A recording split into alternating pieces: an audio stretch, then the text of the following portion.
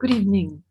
What you're going to see is a repetition in part of a program which was part of the Festival of the Arts for Sacramento State, that is California State University in Sacramento's Festival of the Arts, which took place April 21st. The part that you will see is the Italian segment honoring Rome's 2775th birthday, with poems recited in Italiano and in English. The reason we decided to repeat these readings and recitals is because the readings were originally held in a place that was rather noisy, so at times the background was distracting to the audience and the people speaking, even though the event went very well. So my students and I decided to re-record. At the end, you'll see a short excerpt from the actual evening where my students gave me some flowers. This is my last semester at Sacramento State, and this last evening was very important to us and to me. So I'm sharing it with everyone, and this is sort of my farewell to Sacramento State, il mio addio a Sacramento State, dove ho passato tanti anni felici. Grazie. And writer Roberto Calasso wrote that anyone who returns to Rome is not a tourist, but rather a pilgrim. People have been returning to Rome for over 2,000 years. The traditional date of Rome's founding is around 753 BCE, although archaeological remains suggest that Rome may actually be 100 years older. A unique city, Rome has survived at least 3 major sacks, bombardments, and of course time. It still retains its ancient urban topography and monuments such as the Pantheon, the largest open dome in the world, studied by students of architecture, engineering, and history, and art to this day. The cement used for the dome actually strengthens with time. Of course, the Colosseum is its symbol, but anywhere you go in Rome, you will find living vestiges of the past, along with the present, and hints of the future. Countless writers have written about Rome for over 2,000 years, from Ovid to Dante, Shakespeare, the Russian poet Osip Mandelstam, Keats and Shelley were both buried in the Cimitero a Cattolico, Oscar Wilde, Pierpaolo Pasolini, Edgar Allan Poe, Rosanna Warren, Jory Graham more recently, and many others. We have chosen a poem by Giovanni Pascoli titled To Eternal Roma, a Roma Eterna, to begin with in celebration of Rome's birthday. Rome is the only city whose name backwards means love, Roma, amor. This was considered to be one of its secret names by Pascoli, and we will present 2 poems of his, A Roma Eterna and another at the end. Since Rome's birthday occurs in spring, oggi, the 21st of April, several poets, including Pascoli, associate the city with rebirth, as well as with the Roman goddess Flora. Rome becomes a symbol of poetry itself, since she vanquishes death by continuously renewing herself through time. You will hear poems in English and in Italian this evening. We will also, at the end of the program, pay homage to Rodolfo di Biasio by reading a fragment from his Mute Voci Mute. All the students participating chose these poems on their own, and they are all Italian minors at Sac State. Buon compleanno, happy birthday, Roma. So we will begin this evening with Ricardo Coto and Giovanni Sciacqua reading in English and in Italian Giovanni Pascoli's A Roma Eterna. Prego.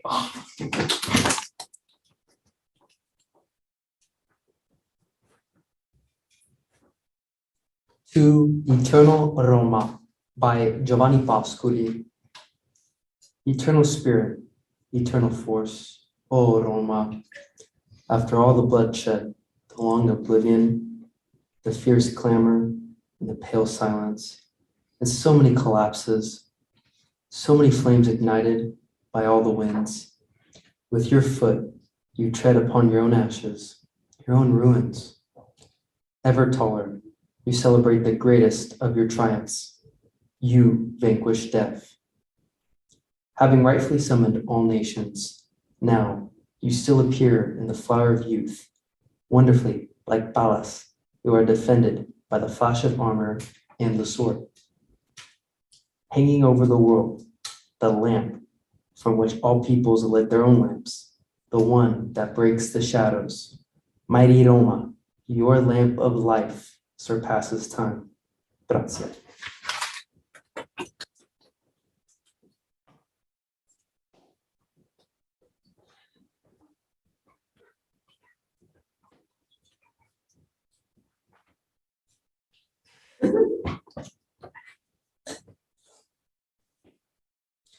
A Roma Eterna di Giovanni Pascoli.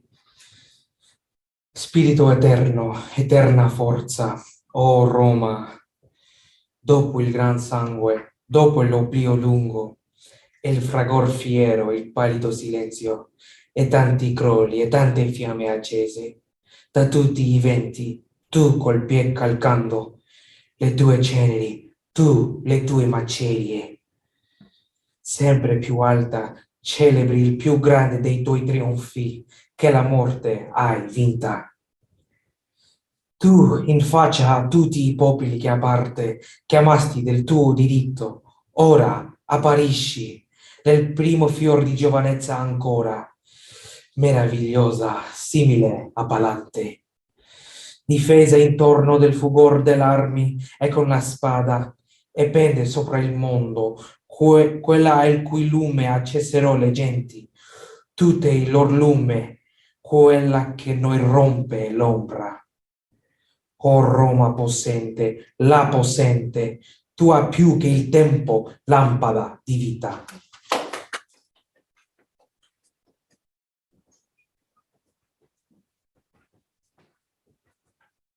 Next, Irene Jacobs will present Francesco Petrarca's I Can't Find Peace, Non Trovo Pace, and one of her own poems, Genealogy, all text in English and in Italiano. Prego.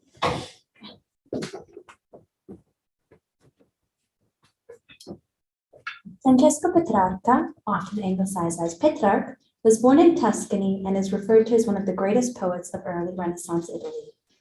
His father was close friends with Dante Alighieri, and from a young age, Petrarch was a prolific writer and would go on to write the nearly 700 poems in his notable work, Verime Sparse.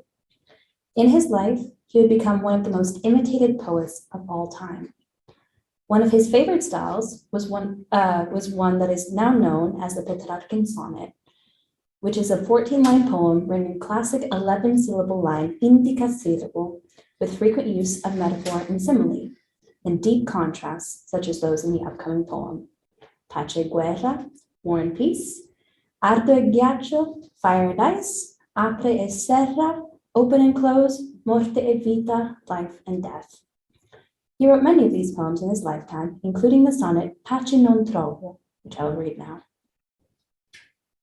I Can't Find Peace by Francesco Petrarca.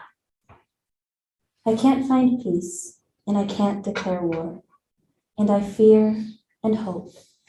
I burn and turn to ice. I fly beyond the sky and lay down on the floor. I squeeze nothing and hug the whole world twice. She imprisons me, won't free me or turn the key, won't keep as her own, nor untie the knot. Love won't destroy me, yet won't unchain me. Doesn't want me alive, nor out of this spot. I see without eyes and have no tongue, I cry, and long to perish, yet hope to be saved. I feel hate for myself and love only one. I feed on sadness, I laugh as I cry. Death and life displease me the same. And thus, my lady, by you I am undone. Pace non trovo di Francesco Petrarca. Pace non trovo e non ho da far guerra. E temo e spero, e ardo e sono un ghiaccio. E volo sopra il cielo e giaccio in terra. E nulla stringo e tutto il mondo abbraccio. Tal m'imprigion che non m'apre né serra, né per suo mi riten, né scioglie il laccio, e non m'ancide amore, e non mi sferra, né mi vuol vivo, né mi trae d'impaccio. Veggio senza occhi, e non ho lingua e grido, e bramo di perir, e che giaita, e odio me stesso, e amo altrui. Pascomi di dolor, piangendo rido, egualmente mi spiace morte e vita. In questo stato son, donna, per voi. The next poem is one I wrote in high school when I was becoming more deeply reacquainted with my roots and coming to terms with how far my lineage extended across the world. I was struck by the many threads and relations of my bloodline that I realized must be scattered all over the world. Pieces of myself that even I don't know about yet. This poem is deeply personal to me, held and carried close to my heart ever since I first wrote it. And I revisited it for this occasion, birthing a new iteration of the poem written in Italian. In the tradition of Petrarch, I use a lot of metaphor and simile, attempting to capture in words the vast, unknown expanse of the world and my longing to reunite with the pieces of myself that I often fear are lost to the wind. Genealogy. I was shattered at birth. In my first moments, the nurse broke me open upon my mother's hip. I was carried to the open window and scattered to the breeze. The pieces of me were carried off on the wind like seeds to take root in unfamiliar places across the land. Genealogia. Fui spezzata nascendo. Nei primi momenti l'infermiera mi strappò sul fianco di mia madre. Mi ha portata alle finestre aperta e sparsa alla brezza. I pezzi di me furono portati al vento come semi. Misero radici in luoghi sconosciuti dall'altra parte della terra.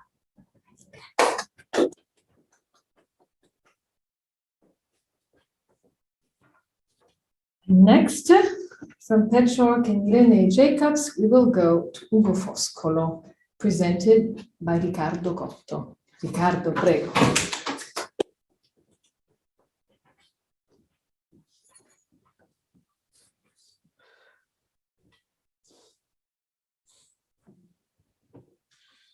Born in Zante, an island of the Ionian archipelago, Foscolo was born of a Greek mother and a Venetian father. Foscolo's early enthusiasm for Napoleon, proclaimed in his ode A Bonaparte Liberatore, or To Bonaparte the Liberator, quickly turned to disillusionment when Napoleon ceded Venetia to Austria. In 1816, Foscolo fled to England for political reasons. Popular for a time in English society because he was an Italian patriot, Foscolo supported himself by teaching and writing commentaries on Dante, Boccaccio, and Petrarca for the Edinburgh Review and the Quarterly Review. Some words I wish for you all to look out for will be sera, meaning evening, fatal, meaning fatal, eterno, meaning eternal, guerrier, meaning warring, and rugge, meaning roar. So To the Evening by Ugo Foscolo. Perhaps because you persist as the image of fatal silence, you come so dear to me, O evening. And when the summer clouds and serene zephyrs joyfully court you, and when from the high snowy air you bring long and disquieted darkness, you always descend once you are invoked, and you know how to softly hold the secret ways of my heart. You make me wander upon the imprints going to eternal nothingness, and while this evil time flees, along with the clusters of anguish that keep consuming it and me, I can gaze upon your peacefulness as the warrior spirit roaring inside me sleeps. Alla sera di Ugo Foscolo. Forse perché dalla fatal quiete tu sei il mago, a me si cara vieni.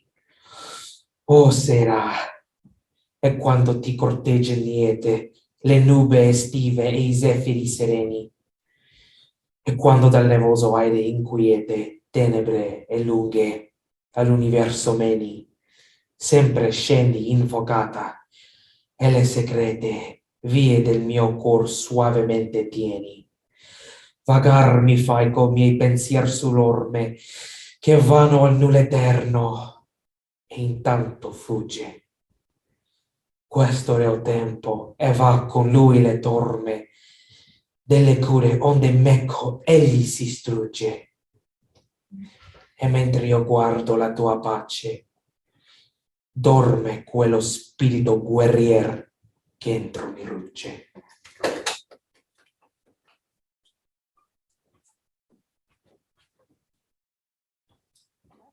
Go to someone closer to Ugo Foscolo in time. That is, of course, Giacomo Leopardi, the well-known famous romantic poet and philosopher, who will be presented by Giovanni Sciacqua. Giovanni, prego.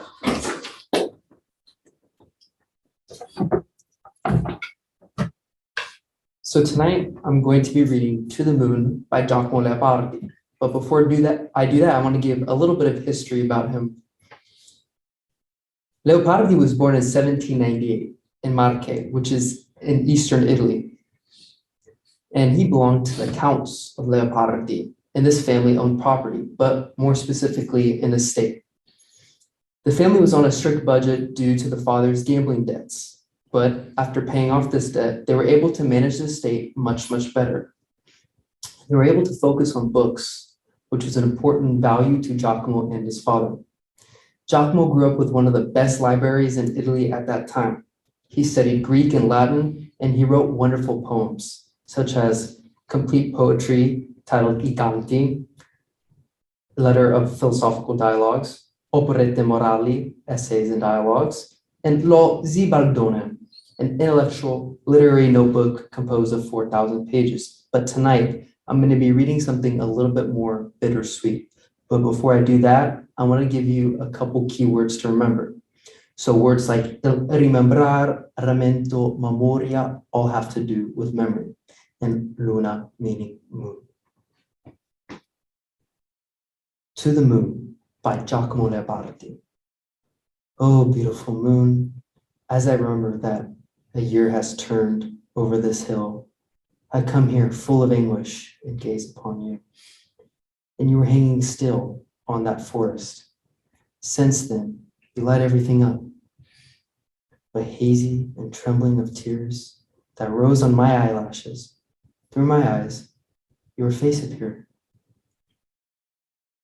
Full of suffering was my life, and is, nor is changing. Oh, my beloved moon. And still, I take joy in memories, in renewing the time of my suffering. Oh, how good is the time of youth, when hope has a long course and memory a short one.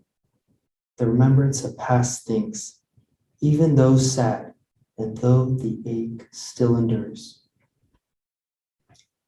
Alla luna di Giacomo Leopardi.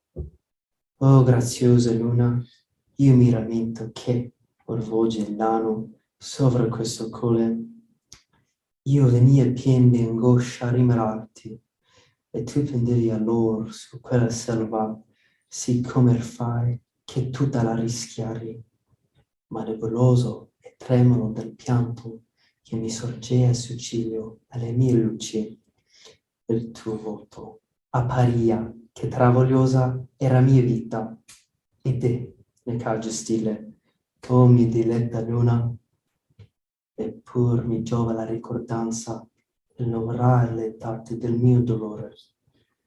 Oh, come grato cuore nel tempo giovanile, quando ancora lungo la spene e breve la memoria corso, il rimembrare delle passate cose, ancora che triste, e che l'affanno duri. Grazie. Our next speaker is Dr. Barbara Carle, who is the head of the Italian department here at Sac State. A warm welcome, Dr. Carle.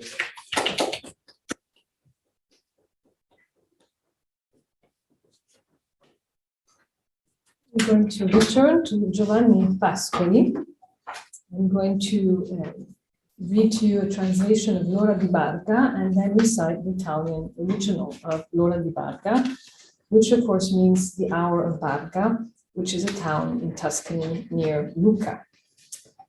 This poem has some key terms. It's a very repetitive poem. Perhaps it's even a sort of rewriting of the old sestina.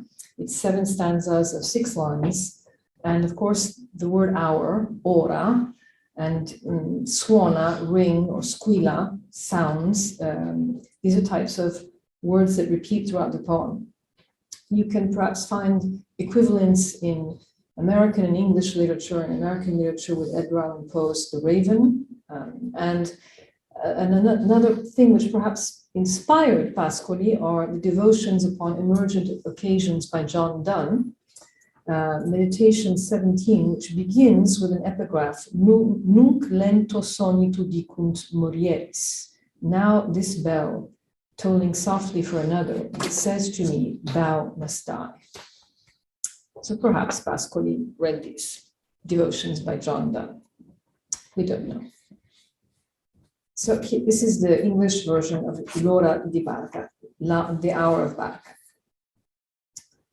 In my corner, where I can only hear the whispering remains of wheat that stir, the sound of the hour comes with the wind from a mountain town I have never seen, a sound that keeps falling, even and soothing. A voice gently persuades me to start moving. You say, you know it's time. You say it's late. Voice that falls even and soothing from the sky. But for a little while longer, allow me to look at the tree, the spider, the bee, the stem. Things which are centuries old, or a year, or an hour. And those floating clouds that veer. Leave me immobile in my alcove between the movement of wings and leaves as I listen to the rooster calling from someone's farm while another responds. And when my soul wanders and settles elsewhere, it can still hear the chickadee screech and dare. And the hour rings another sound, sending to me at first its tinkling echo of wonder. And then the even and soothing voice from before it talks and gives me advice. Grave, serious, and soft, it speaks to my heart. It tells me it's late. It's time to depart. You want me to think about returning, even and soothing voice that falls from the sky. Yet this little slice of day is so lovely, transpiring, its crumb of fire to a veil. I know it's time now. I know that it's late. But let me look again and hesitate. Let me look and hesitate inside my heart. Let me live my past over again. Make it last. See if that flower is still in the thorny bush. If I can find a kiss I have not given. In my little nook of solitary shade, let me cry a bit over the life I've made. And the hour tolls again, ringing for me 2 times with a cry almost of concern. And then once again, even and soothing, it persuades me in my little corner. It's late. Yes, it's time. It's time to return to those I love and for whom I yearn. Ed ecco l'italiano, much more ritmico, much more rhythmic. L'ora di barca. Al mio cantuccio, donde non sento, se non le reste brusir del grano, il suon dell'ore viene col vento dal non veduto borgo montano, suono che uguale, che blando cade, come una voce che persuade. Tu dici, è l'ora, tu dici, è tardi, voce che cadi blanda dal cielo, ma un poco ancora lascia che guardi l'albero, il ragno, l'ape, lo stelo, cose che a molti secoli, o un anno, o un'ora, e quelle nubi che vanno, lasciano un moto qui rimanere, fra tanto moto d'ale di fronte, e udire il gallo che da un podere chiama, e da un altro l'altro risponde. E quando altrove l'anima è fissa, gli strilli d'una cincia che rissa, e suona ancora l'ora, e mi manda prima un suo grido di meraviglia timnulo, e quindi con la sua blanda voce di prima parla e consiglia. E grave, grave, grave, mi incuora, mi dice è tardi, mi dice è l'ora. Tu vuoi che pensi dunque al ritorno, voce che cadi blanda dal cielo, ma bello è questo poco di giorno che mi traluce come da un velo. Lo so che l'ora, lo so che tardi, ma un poco ancora lascia che guardi. Lascia che guardi dentro il mio cuore. Lascia che io viva del mio passato, se c'è sul bronco sempre quel fiore. Se io trovi un bacio che non ho dato, nel mio cantuccio d'ombra romita, lascia che io pianga sulla mia vita. E suona ancora l'ora e mi squilla 2 volte un grido quasi di cruccio. E poi, tornata blanda e tranquilla, mi persuade nel mio cantuccio. È tardi, e l'ora sì, ritorniamo dove son quelli che amano ed amo. Now, to conclude this short poem, we will read a fragment by Rodolfo di Biasio, who wrote the masterpiece of Italian contemporary poetry, Patmos, and many other books of poetry. But this fragment that we will present to you is from Mute Voci Mute, Mute Voices of Silence. And it faces the medieval theme of how to rid our world from three ills: war, famine, and the plague, la guerra, la fame e la peste. For Di Biasio, the plague, of course, is what we're doing to our planet, what we're doing to our Mother Earth. Di Biasio, in this poem, came up with a sort of remix. That is, he took some of his old lines and then included new lines, a bit like the city of Rome, okay, where you find the old and the new. A very ingenious process, which is in this collected work, Mute Voci Mute. So we will have Ricardo, we will have Irene Jacobs and Ricardo Coto reading fragments from Mute Voci Mute. Prego.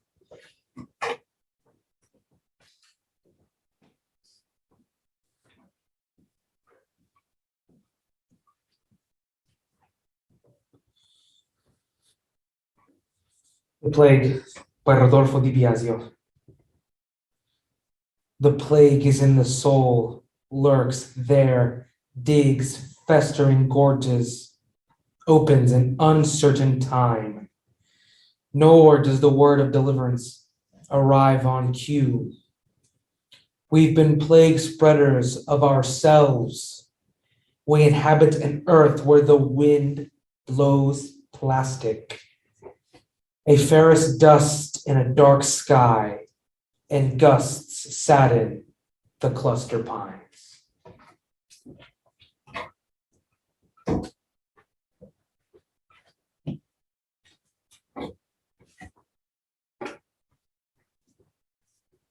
La peste. La peste è dell'anima, vi si annide, vi scava purulenti anfratti e apre a un tempo malcerto, né giunge a segno la parola salvifica. Siamo stati untori di noi stessi, viviamo una terra dove il vento in un buio cielo soffia. Grazie. Thank you to all of you, and especially to my students, Giovanni Sciacqua, Ricardo Coto, Irene Jacobs, who have worked long and hard on this presentation. Bravi, Quindi, con la sua blanda voce di prima, parla e consiglia. Grave, grave, grave, mi dice ancora, mi dice, è tardi, mi dice, allora. Vuoi che pensi dunque al ritorno, voce che cadi blanda dal cielo, ma bello è questo poco di giorno che mi traluce come da un velo. Lo so che l'ora, lo so che tardi, ma un poco ancora lascia che guardi dentro il mio cuore, lascia che io viva del mio passato. Se c'è sul bronco sempre quel fiore, s'io trovi un bacio che non ho dato. Nel mio cantuccio d'ombra la vita, lascia che io pianga sulla mia vita. E suona ancora l'ora e mi squilla 2 volte, un grido quasi di crocio, e poi, tornata blanda e tranquilla, mi persuade nel mio cantuccio. È tardi, e allora sì, ritorniamo dove son quelli che amano ed amo.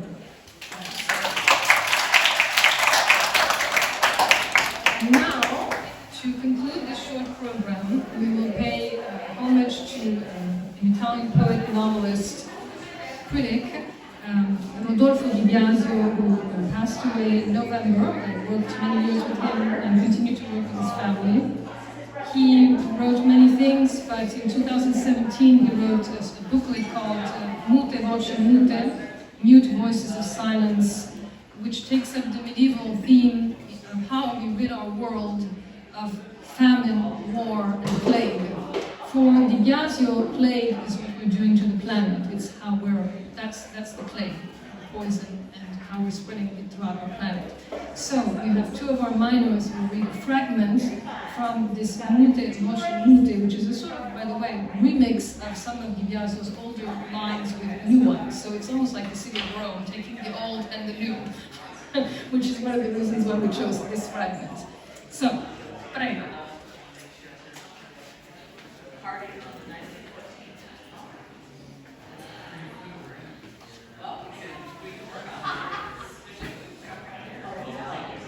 The plague, Rodolfo di Biasio.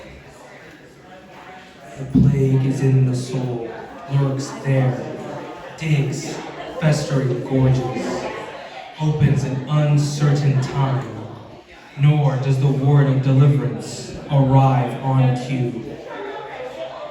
We've been plague spreaders of ourselves.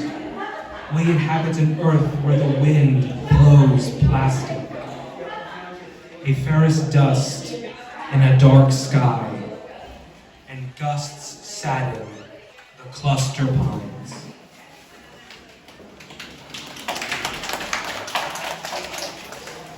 La peste. La peste è dell'anima, e si annida, e scava purulenti anfratti, e apre a un tempo malcerto.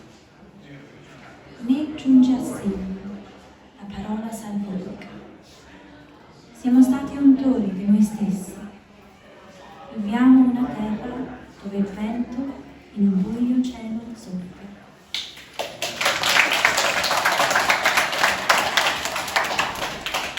Thank you for coming. I'd like to conclude by announcing the 2 recipients of the Margaret Lavezzo Travel Scholarship. This year we have 2 recipients, since we were not able to distribute the scholarship for the past almost 3 years. So it is a travel scholarship. The terrible condition it imposes is that you go to Italy. So we have 2 recipients, and I'm very pleased to announce and present them. Giovanni Sciacqua and Jennifer Reinhardt, please come up so we can take a picture of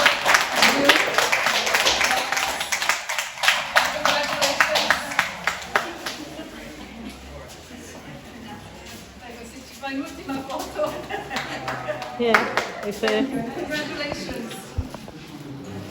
My last semester here, so I do appreciate this. It's been a wonderful, wonderful experience, and I'm quite proud of my students. So grazie mille. Thank you so much.